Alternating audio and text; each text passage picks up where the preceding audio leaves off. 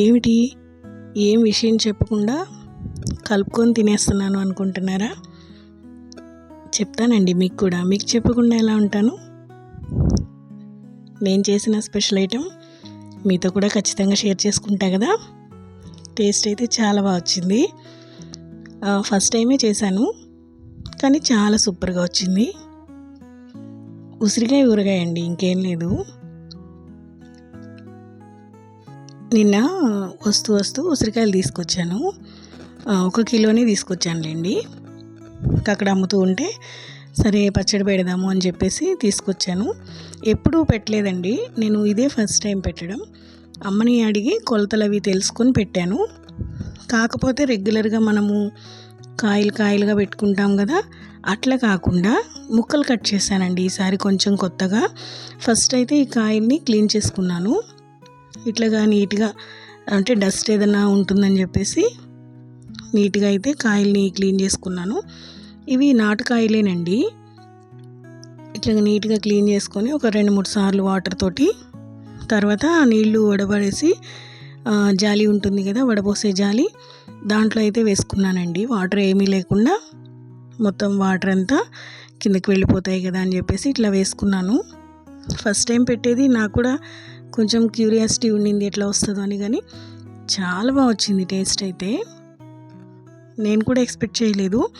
ఇంకా అదే ఇక్కడ మీకు షేర్ చేస్తున్నానండి. ఈ కొలతలతో ట్రై చేసి చూడండి, మీరు కూడా ఈజీగా పెట్టుకోవచ్చు. ఇవైతే కేజీ కాయలండి. వీటిని కాయలుగా పెడితే మాకు ఊరగాయ అనేది పెద్దగా అయిపోదండి. అంటే కాయ వేసుకుంటే వేస్ట్ అయిపోతుంది, కాయ అంతా తినలేను. అందుకోసం అనేసి ముక్కలు కట్ చేశాను. అది ఈజీగా కట్ చేశాను. ఫస్ట్ అయితే వీటిని నెమ్మంతా తుడుచుకుందాము నీట్గా. అంటే ఇప్పుడే కడిగాం కదా, నెమ్ము లేకుండా పొడి క్లాత్ ఒకటి వేసి ఆ నెమ్మంతా తుడుచుకొని, తర్వాత నిదానంగా ఇక్కడ చాకు తీసుకొని, కాయకి గీట్లు ఉంటాయి కదండి మనకి కనిపిస్తూ ఉంటాయి, ఆ గీట్ల మధ్యలో ఇట్లాగా గాతాలు పెడదాము అంటారు కదా, అట్లా గాతాలు పెట్టామంటే దెబ్బగా ఊడొచ్చేస్తుంది. నేను మళ్ళీ కూడా చూపిస్తాను మీకు దగ్గరగా. అందుకని దెబ్బల పచ్చడి పెట్టాను. దెబ్బలు అయితే మనకి ఎన్ని కావాలో అన్ని వేసుకుంటాం కదా, కాయలైతే కాయ అంతా వేసుకుంటాము. సగం తిన్న తర్వాత తినలేకపోతే కాయ పడేయాలి, వేస్ట్ అయిపోతుంది ఊరగాయ.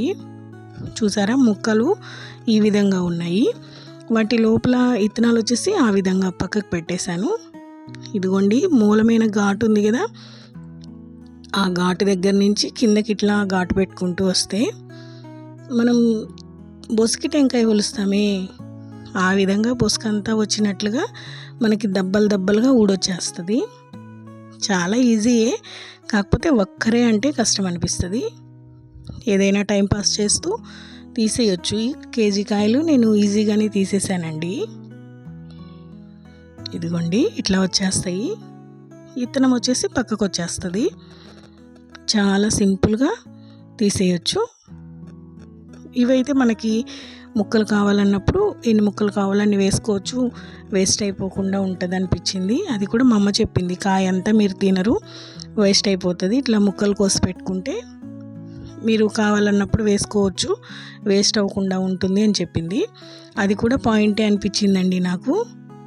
అంటే కాయ అంతా అంటే వేస్ట్ అయిపోతుంది కదా, ఇట్లా అనుకోండి పిల్లలకి వేసినా 2-3 దెబ్బలు వేసినా సరిపోతుంది. ఇంక నేనైతే ఖాళీ ఉన్న టైంలో కూర్చునేసి ఇట్లాగా మొత్తం అంతా దెబ్బలన్నీ తీసి ఉంచానండి. మళ్ళీ ఏం చేశానంటే ఒక 5-6 కాయల పైనే కాయలు కూడా వేసాను దీంట్లోనే.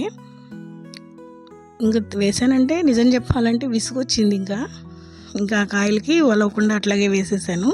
ఫస్ట్ అయితే ఇక్కడ చిన్న బాండీ పెట్టుకొని ఆయిల్ పెట్టుకున్నాను. ఎందుకంటే దీన్ని కొంచెం మనము డీప్ ఫ్రై చేసుకోవాలంట, బాగుంటుందంట ఫ్రై చేస్తే, అందుకోసం అనేసి ఇక్కడ ఆయిల్ అయితే పెట్టాను. ఇవి చూసారా ముక్కలు, ఇవేమో నేను ఇప్పుడు వాడ్చుకోవడానికి పెట్టుకున్నాను. ఇట్లాగా సెమీ హీట్ అయినప్పుడే కొన్ని ముక్కలు అనేవి వేసి, మరీ గోల్డెన్ బ్రౌన్ కాకుండా కొంచెం కలర్ మారేటప్పుడే తెలిసిపోతుంది. కొంచెం ఏదైనా పెద్ద బేషన్ లాంటివి తీసుకుందాము, ఎందుకంటే మనము ఉప్పు పసుపు అన్నీ వేసి కలిపినప్పుడు అది మనకి చెయ్యి ఈజీగా తిరిగే విధంగా ఉండాలి కదా. చిన్నవైతే తిరగవండి, కొంచెం పెద్దదైతే బాగుంటుంది. అదే గంట పెట్టి తిప్పడానికి చెయ్యి బాగా తిరుగుతుంది. ఇక్కడైతే బాగా ఫ్రై చేస్తున్నా, స్లిమ్లో పెట్టుకొని మాడిపోకుండా అట్లా కలిపెడుతూ దగ్గరగా అయితే ఫ్రై చేసుకోవాలండి. జాగ్రత్తగా, ఆయిల్ కదా, కొంచెం జాగ్రత్తగానే ఫ్రై చేసుకోండి. మరీ కలర్ మారని అవసరం లేదు, కానీ కొంచెం చేంజ్ అయితే సరిపోతుంది. అంటే దబ్బ అనేది కొంచెం వాడినట్టుగా ఉంటే సరిపోతుందండి. ఇంకా అట్లాగే సిమ్లో పెట్టుకొని నిదానంగా అయితే ఫ్రై చేసుకోవాలి. మరీ కలర్ మారితే ఏంటంటే గట్టిగా అయిపోతుంది దబ్బ అనేది. ఇంక ఇక్కడ నిదానంగా అయితే ఫ్రై చేసుకోవాలి. కొంచెం పెద్దదే బేషన్ తీసుకుంటే మనకి తిప్పుకోవడానికి దానికి ఈజీగా అనిపిస్తుంది. నేనైతే పెద్దదే తీసుకున్నానండి. ఇవి బాగా ఫ్రై అయిపోయిన తర్వాత ఒక 4 బ్యాచ్లుగా ఏమో వేసి ఫ్రై చేశాను. బాండి చిన్నది కదా. ఇంక ఇప్పుడైతే ఇవి ఫ్రై అయిపోయాయి, వీటిని అయితే తీసేద్దాము. ఇంక ఇక్కడైతే తీసేద్దాము. ఇంక అట్లాగే స్లోగా నేను 4 బ్యాచ్లుగా వేసినవి మొత్తం నిదానంగా అయితే ఫ్రై చేసేస్తున్నానండి. ఇట్లా ఫ్రై అయ్యేటప్పుడే వీటిల్లో కొంచెం పసుపు కూడా వేసుకుంటే వేడి మీనే పసుపు అనేది అవి పీల్చుకుంటుంది, విడిగా వేయాల్సిన పని ఉండదు. ఇక్కడైతే నాకు అవి అయ్యేసరికి కొంచెం టైమే పట్టింది. కాకపోతే పని చేసుకుంటూ స్లోగా పెట్టుకుంటూ నిదానంగా అయితే ఫ్రై చేసేసాను. వేసిన కాయలు కూడా అవి కొంచెం టైం పట్టేయండి. ఇంక ఇప్పుడు దీంట్లోకి ఆవు పిండి, మెంతిపిండి కోసం ఆవాలు కూడా ఫ్రై చేస్తున్నాను. ఇక్కడ కొంచెం మెంతులు, ఆవాలు అయితే కొంచెం క్వాంటిటీ ఎక్కువే. ఇవి చల్లారిన తర్వాత మిక్సీ పట్టుకుందాం ఆవాల్ని. ఇప్పుడు ఈ ముక్కలు వేడిగా ఉండగానే ఇందులో పసుపు వేసి కలిపేస్తున్నాను. చూసారా, ఇవి బాగా చల్లారిపోయిన తర్వాత మిక్సీకి వేద్దాము. ఇప్పుడు వీటిల్లో మనం వేయాలనుకున్న మసాలా అంతా వేసేసి ఇక్కడ వచ్చేసి వెల్లుల్లి 2 గుప్పిళ్ళు వెల్లుల్లి అయితే తొక్కులు వచ్చేసి వేస్తున్నాను. ఇంకా కారం కొలత వచ్చేసి చిన్న టీ గ్లాస్ తోటి 2 టీ గ్లాసులు వేయమని చెప్పారు. 2 టీ గ్లాసులు అయితే కరెక్ట్గా సరిపోయిందండి నాకు. సాల్ట్ విషయానికి వస్తే ఉప్పు మిక్సీకి వేసి వేయమన్నారు, కానీ నేనైతే సాల్టే వేసాను. ఇక్కడ 1 గ్లాస్ నిండుగా వేసి ఇంకొక గ్లాస్ అయితే కొంచెం నిండుగా వేయకుండా కొంచెం తగ్గించి వేసాను. ఇంక ఇక్కడైతే కారం వచ్చేసి మాత్రం 2 గ్లాసులు నిండుగా వేస్తున్నాను. ఆవపిండి, మెంతిపిండి వేసాం కదా, అదైతే నాకు 1 గ్లాస్కి వచ్చిందండి. ఇక్కడ ఒక గ్లాస్ వేసాను కదా, ఇప్పుడు ఇంకొక గ్లాసు.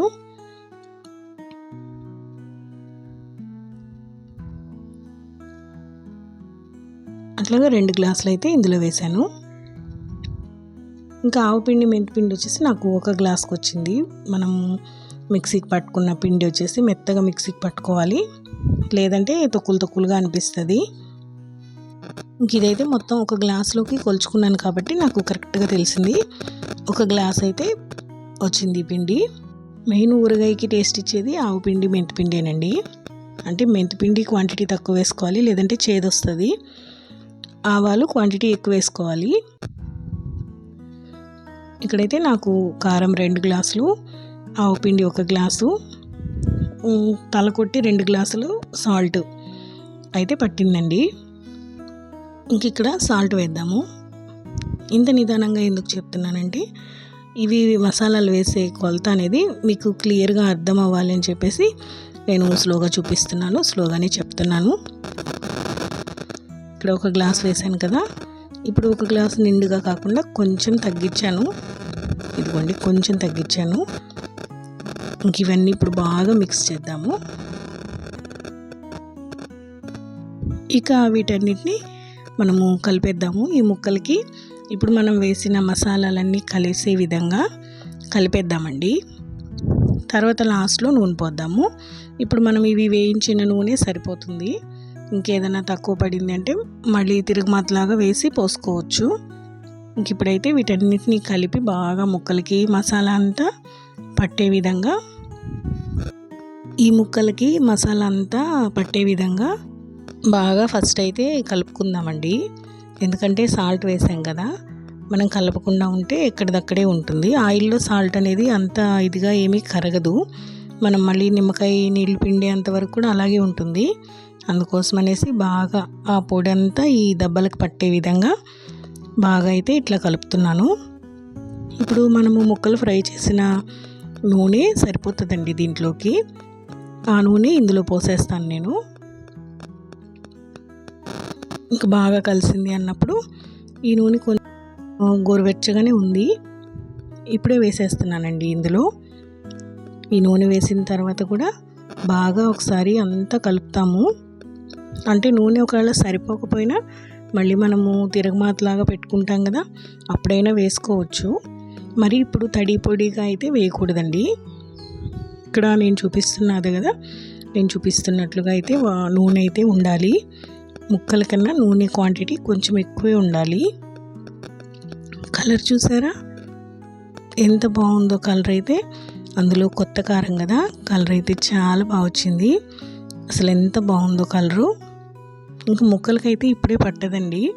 మనం నూనెలో వేడి చేసాం కదా, అది ఫ్రై చేసాం కదా, అవి ఎట్లా ఫ్రై చేసామో అట్లే ఉంటాయి. ఒక 2-3 రోజులు అయితే పడుతుంది ఇది ఊరేసరికి. ఇంక ఇక్కడైతే ఇది బాగా కలిపి ఒకసారైనా ఉప్పు అనేది చూస్తున్నాను ఊరికే అట్లా. నాకైతే ఉప్పు కరిగినట్టు ఏమి అనిపించలేదు, కొంచెం సాల్టీగానే తగులుతోంది. ఇంక ఇట్లా అయితే కలుపుతూ దీంట్లో అయితే పచ్చిది జీలకర్ర వేయమని చెప్పారు. అంటే వేయించకుండా ఫ్రై లాగా ఏం కాకుండా ఒట్టిదే పచ్చి జీలకర్ర కొంచెం చేతిలోకి తీసుకునేసి అట్లా చల్లేయమని అయితే చెప్పింది.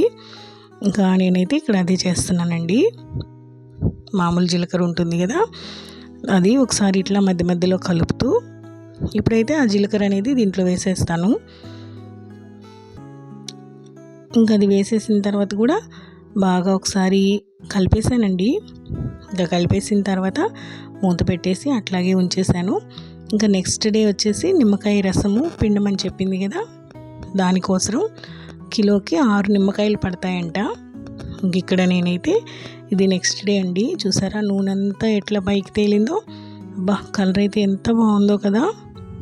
ఇంక ఇట్లా కలుపుతూ ఇంక ఇప్పుడైతే బాగా కలిసిపోయిందండి, సాల్టీగా ఏం లేదు, ఉప్పు కూడా ఊరింటుంది. ఇంక ఇక్కడైతే నేను 6 నిమ్మకాయలు తెప్పించాను. వీటిని ముక్కలు కోసి నిమ్మకాయల్లో గింజలన్నీ తీసేసి ఇందులో అయితే పిండేస్తున్నాను. వచ్చిన దెబ్బలోంచి వచ్చినట్లుగా రసం తీసేస్తున్నాను. ఇంకా రసం అంతా పిండిన తర్వాత బాగా కలిపేద్దాము. కలిపేసిన తర్వాత నాకు కొంచెం నూనె తగ్గింది అని చెప్పాను కదా, ఆ నూనెని నేను ఇక్కడ తిరుగుమాతలాగా పెట్టి ఒక 4-5 ఎండుమిరపకాయలు అట్లాగే ఆవాలు వేసి కొంచెం బాగా ఫ్రై చేశాను. ఇంకా ఫ్రై అయిన నూనెను కూడా అయితే ఇందులో వేసేసాను. అప్పుడు నాకు నూనె అనేది కరెక్ట్గా సరిపోయిందండి.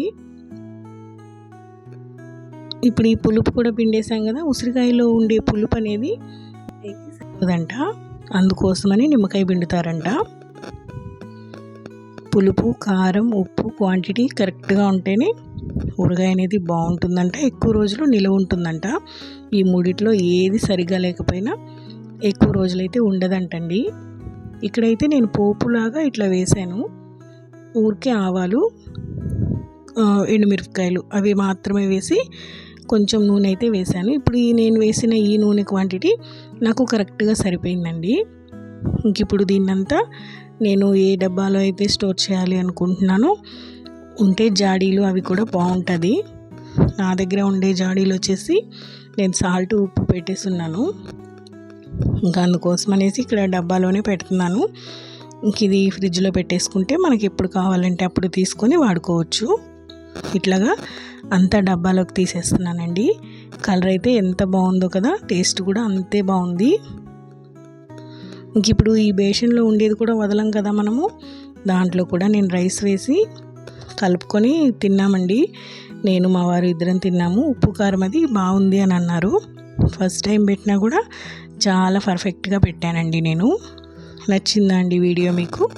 వీడియో నచ్చినట్టయితే లైక్ చేసి, షేర్ చేసి, సబ్స్క్రైబ్ చేసుకోండి. వీడియో ఎలా ఉంది ఏంటి అనేది కామెంట్ చేయండి. ఈ కొలతలతో మీరు ట్రై చేసి ఎలా వచ్చింది అనేది కూడా నాకు కామెంట్ చేయండి. ఇక్కడైతే బేషన్లో రైస్ అంతా కలిపేసి ఇంక నేను మా వారికి కూడా ఉప్పు అది చూపించాను, బాగుందన్నారు. ఇంక ఇక్కడైతే నేను కూడా టేస్ట్ చేస్తున్నా. నాకు కూడా చాలా బాగా నచ్చింది. ఇట్లాంటి పచ్చళ్ళు ఊరగాయలు ఏంటంటే సేఫ్ సైడ్ అండి. ఎప్పుడైనా కర్రీస్ చేయనప్పుడు మనకి ఉపయోగపడతాయి కదా. ఇంక నేను కూడా ఇక్కడ టేస్ట్ చేస్తున్నా. నాకు కూడా చాలా బాగా నచ్చింది.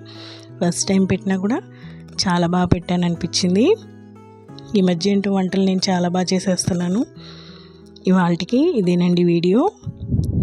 ఈ వీడియోని ఇంతటితో ఎండ్ చేస్తున్నా. ఉంటానండి.